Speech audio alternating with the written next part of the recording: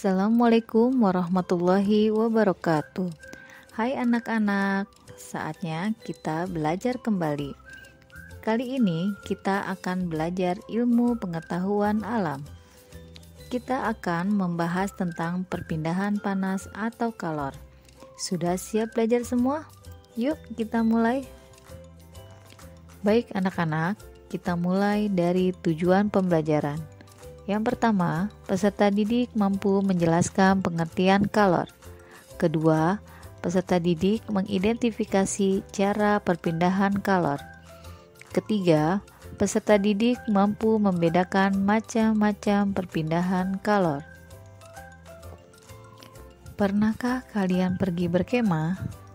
Apakah kalian membuat api unggun saat berkemah? Tahukah kalian mengapa api unggun dapat menghangatkan tubuh kalian ketika berada di sekitarnya? Selain itu, mengapa api unggun dapat memanaskan air di dalam panci?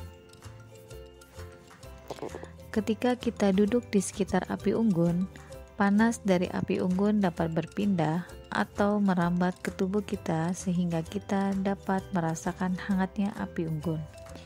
Begitu juga ketika kita memasak air, panas dari api unggun berpindah ke dalam panci. Kemudian, panas tersebut berpindah ke dalam air sehingga air menjadi panas dan mendidih. Peristiwa tersebut membuktikan bahwa panas atau kalor dapat berpindah. Panas berpindah dari benda bersuhu tinggi ke benda bersuhu lebih rendah. Ada 3 perpindahan kalor atau panas. Yang pertama, perpindahan panas secara konduksi, yaitu melalui zat perantara tanpa diikuti perpindahan zat perantaranya, dan terjadinya pada zat padat. Yang kedua, perpindahan kalor secara konveksi, yaitu melalui zat perantara dan diikuti perpindahan zat perantaranya, dan terjadi pada zat cair dan zat gas. Yang ketiga, perpindahan panas secara radiasi, yaitu tanpa melalui zat perantara. Contohnya, radiasi sinar matahari. Yang pertama, perpindahan panas secara konduksi, yaitu perpindahan panas atau kalor melalui zat perantara tanpa diikuti perpindahan zat perantaranya. Contoh pertama, panci logam yang panas karena diletakkan di atas kompor berapi.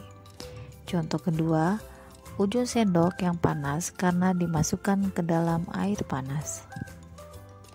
Perpindahan panas yang kedua secara konveksi, yaitu perpindahan panas atau kalor melalui zat perantara dan disertai perpindahan zat perantaranya.